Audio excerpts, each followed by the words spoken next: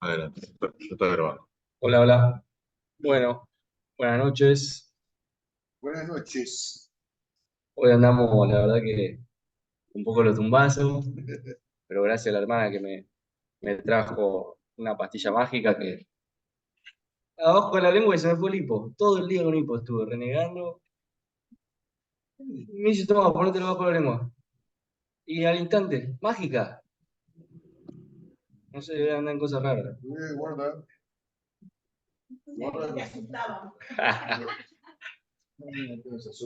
Bueno, vamos a seguir con nuestro estudio en Segunda de Pedro, capítulo 3 a partir del versículo 11 hasta el versículo 13. Si me permiten, voy a orar. Digo, muchas gracias, Padre, por el privilegio, la bendición de abrir tu palabra, Señor. Muchas gracias, Dios. Y rogamos que nos hables. Rogamos que nos hables. Si hay algún pecado, Padre, que no nos damos cuenta, que nos lo reveles, Señor. Si hay alguna actitud nuestra que está interfiriendo en nuestra relación con vos, Padre, que nos las muestres. Si hay algún mandamiento que obedecer, si hay alguna promesa en la cual confiar, que nos hables, Señor. En nombre de Jesús. Amén. Amén. Bueno, voy a arrancar con la lectura. Dice, puesto que todas estas cosas han de ser desechas, ¿no? El versículo 10 dice, pero el día del Señor vendrá como ladrón en la noche, en el cual los cielos pasarán con gran estruendo, y los elementos ardiendo serán deshechos, y la tierra y las obras que en ellas hay serán quemadas. Está hablando, ¿no?, de la segunda venida de Cristo. Dice, puesto que todas estas cosas han de ser desechas, ¿cómo no debéis vosotros andar en santa y piadosa manera de vivir? Esperando y apresurándoos para la venida del día de Dios, en el cual los cielos encendiéndose serán deshechos, y los elementos siendo quemados se fundirán. Pero nosotros esperamos según sus promesas, cielos nuevos y tierra nueva en las cuales mora la justicia. Amén. Bueno, que entendamos que los falsos maestros habían puesto en duda, ¿no?, el juicio. Los falsos maestros habían puesto en duda el día del Señor, ¿no? Que era, por supuesto, la clara excusa para vivir en libertinaje. Estos falsos maestros que hacían muchísimo daño en ese momento, ¿no? Se puede hablar de quizás estos falsos maestros que podrían haber sido, bueno, había varios cosas que enseñaban muchas cosas, pero uno de ellos eran los gnósticos, que, bueno, creían en una separación completa del espíritu y del cuerpo y como que pensaban que los pecados de la carne no afectaban al espíritu y bla, bla, bla, pero bueno, entre ellos muchos falsos maestros enseñaban otras cosas.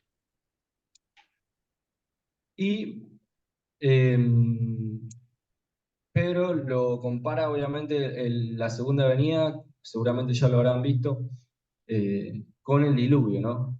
Es un evento, obviamente, canónico y un evento no devastador, sino renovador, ¿no? Que el diluvio, obviamente, cubrió toda la tierra, pero no la destruyó por completo, sino que la renovó. Y bueno, al parecer y por lo que entendemos y al comparar la analogía, este va a ser un evento igual, ¿no? El planeta Tierra no va a ser destruido por completo. Eso lo vamos a ver más adelante. Pero bueno, el bosquejo lo dividí en tres puntos. El primer punto, destrucción. El segundo punto, renovación. Y el tercer punto, santificación. Vamos a ver un poco de las características de lo que es la segunda venida y todo lo que conlleva. Y vamos a ver algunas aplicaciones espirituales para nuestra vida. Ok, bueno, en primer lugar, vamos a hablar de la destrucción. Dice que los cielos van a pasar con gran estruendo, van a ser deshechos. No, la tierra va a ser quemada y los elementos ardiendo serán deshechos y se fundirán, ¿no? Obviamente va a ser un, un desastre y por lo que nos ponemos a pensar, la otra vuelta en la fábrica decían que si, bueno, reducción directa, el área de reducción directa, más conocida como Ready, explota todo Villa y parte de San Nicolás. Así que es como que nosotros vamos a llevar a esa destrucción por las cosas que montamos acá, no todo el circo nuclear que montamos acá, vamos a llevar a la destrucción, ¿no? Y bueno, hablando de de esta destrucción, lo que yo le decía que hay una visión que está bastante arraigada, que es la de los luteranos, que enseñan que el juicio aniquila por completo el planeta, ¿no? Que el planeta Tierra va a ser destruido por completo. Pero bueno, los reformados enseñan que el juicio es una purgación, ¿no? Del planeta. Y ahí entendemos que por la analogía bíblica, el mundo en su momento en el libro pereció anegado en agua, pero no pereció, digamos, el planeta Tierra, sino que fue, fue un sentido figurado, ¿no? Una metáfora, es decir, que pereció la humanidad, pereció la vida en ese momento, eh, y fue cuando Dios purgó el planeta Tierra, ¿no? Y la Tierra se renovó, ¿no? Porque si bien Noé pisó un nuevo planeta, pero este no se destruyó, sino que se renovó, ¿no? Y así sería en el segundo juicio, ¿no? Sería como una purgación total de la Tierra, ¿no? Donde el Señor la va a preparar para algo que va a venir, ¿no? Podemos ver que en Romanos 8 cuando habla de los dolores de parto, ¿no? Dice que la tierra sufre dolores de parto.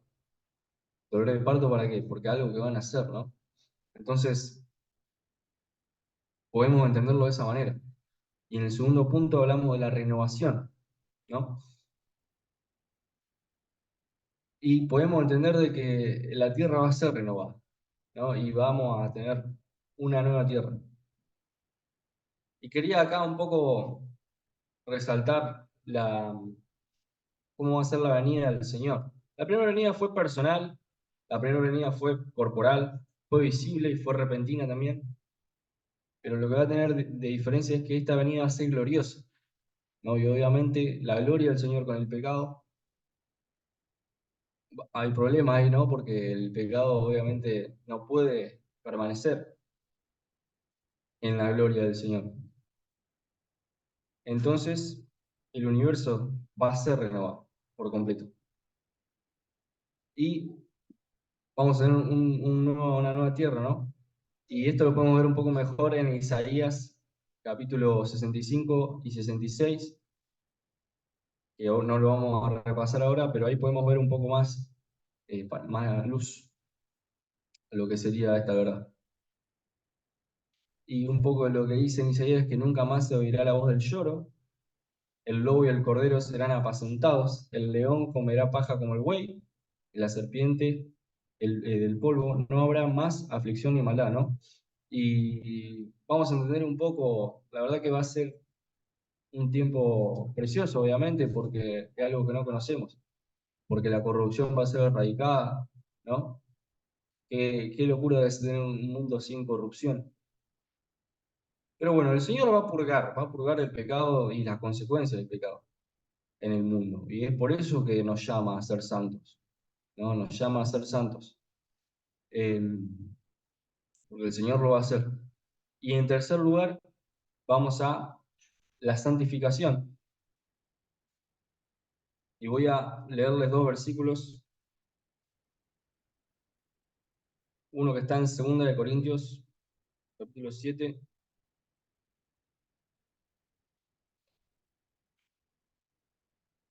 Capítulo 7, versículo 1, 2 Corintios, capítulo 7, versículo 1, dice lo siguiente: así que, amados, puesto que tenemos tales promesas, limpiémonos de toda contaminación de carne y de espíritu, perfeccionando la santidad en el temor de Dios.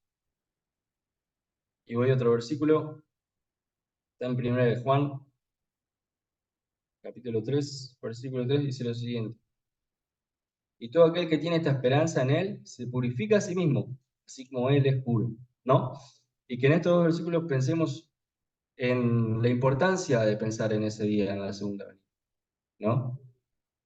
Porque tenemos la promesa de que vamos a tener una corona del que espera de verdad la venida del Señor. Y vivir en esperanza es como nos manda el Señor, vivir esperando, ¿no? Con la esperanza y la fe de que Él va a venir y vivir siempre para ese día, ¿no? Que dice que si vivimos en esa esperanza nos vamos a purificar a nosotros mismos. Pero qué difícil es mantener la mirada ahí, ¿no? En que nosotros no vivimos para este mundo, por lo menos a mí me cuesta mucho, pienso mucho en lo que va a pasar en los próximos 10 años de mi vida y no pienso en lo que va a pasar cuando me cuente cara a cara con el Señor, ¿no? Y eso obviamente lleva a muchos problemas porque uno enfoca muchísimas fuerzas qué sé yo, en generar una fuente de ingreso, no sé, arreglarse los problemas en los próximos años y bla, bla, bla, pero la realidad es que el mayor eh, tiempo hay que dedicárselo a aquel día, ¿no? Cuando nos encontremos cara a cara con el Señor. ¿Por qué dice esperando y apresurándoos? ¿Cómo? No entiendo. No entiendo, Pedro. ¿Esperando o apresurándome? Y esperando con paciencia y esperanza ese día, pero apresurándome, ¿a qué? Cumplir la gran comisión. A prepararme, ¿no? A ser santo, a ser irreprensible. Porque aquel día va a llegar y vamos a tener que estar al día, ¿no? Creer en la venida del Señor es andar con fe. Creer en la venida es andar con fe. No, porque estoy creyendo en algo que todavía no vi. Y creer en la venida, y vivir pensando en la venida, vivir por fe, ¿no?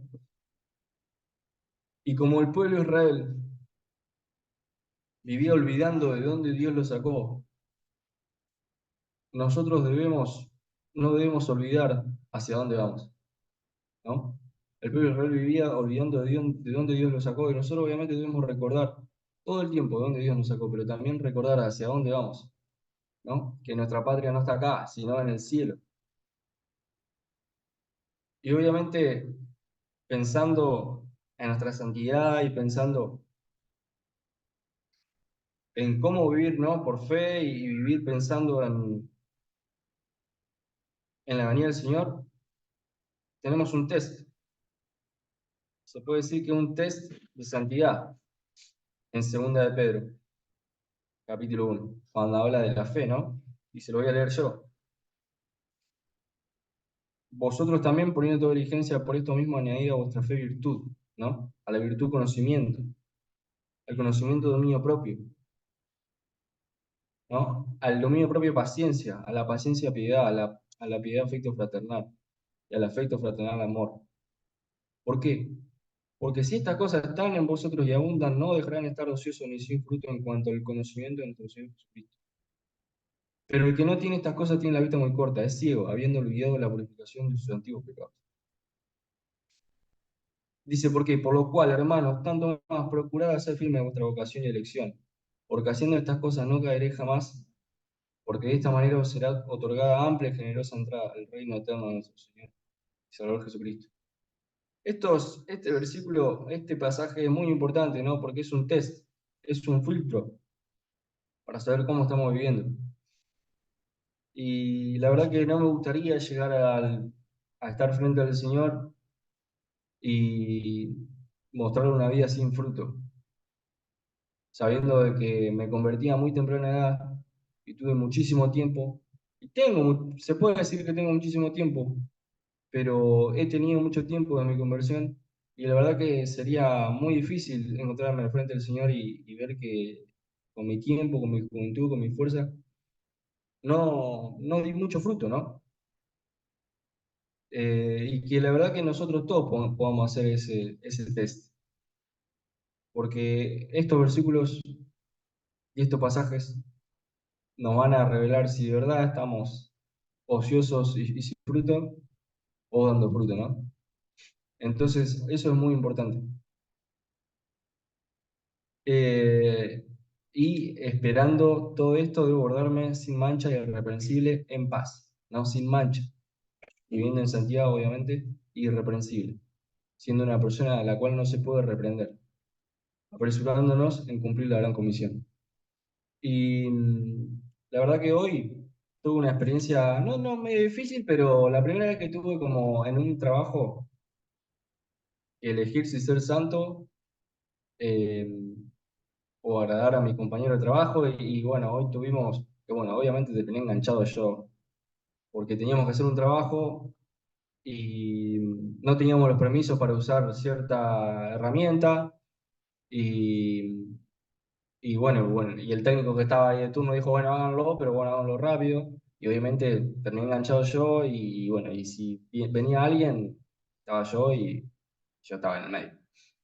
Y bueno, y esta emuladora no funciona, Jere, anda a pedirle a aquel. Y no, pero si está aquel, le voy a tener que decir que no tenemos permiso. Y si me pregunta, no, no lo voy a hacer, no voy a mentir.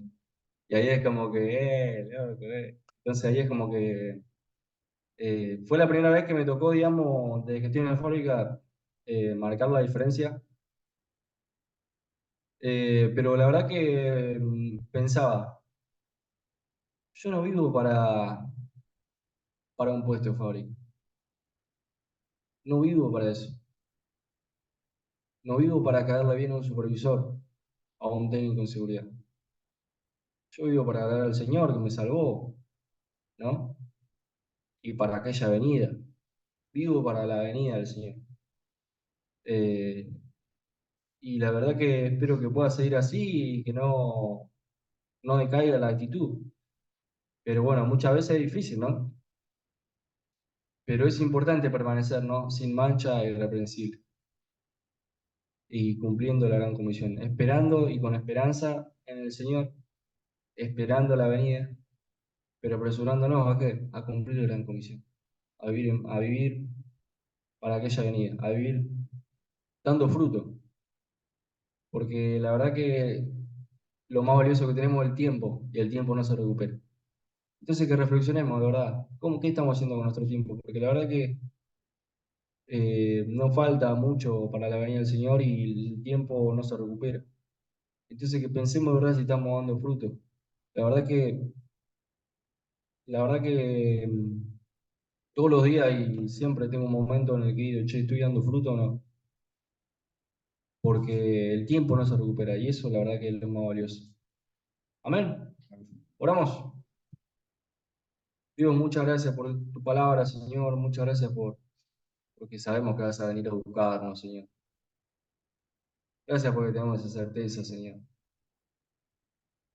Gracias porque todos te van a conocer, todos te van a ver, Señor. Muchas gracias porque confiamos en esta verdad, Señor, y sabemos que va a pasar, Dios. Por eso, Dios, ayúdanos a ser responsables con la oportunidad que nos diste en Barrio Luján, Señor. A ser responsables para dejar tu palabra con denuedo, Señor, con amor, con compasión, Dios. Ayúdanos a ser responsables, Señor, con la oportunidad que vamos a tener el año de la reunión de jóvenes, Señor. Para ser fieles, Señor, en el ministerio. No salvar a la gente, Señor, sino ser fieles, Señor, con el mensaje. Ser fieles con la predicación, ser fieles con el acompañamiento, con el pastoreo. Que sobre todo, Señor, con el amor a los perdidos, Padre. Ayúdanos a ser fieles, Señor, con las oportunidades que nos presentas. En nombre de Jesús. Amén.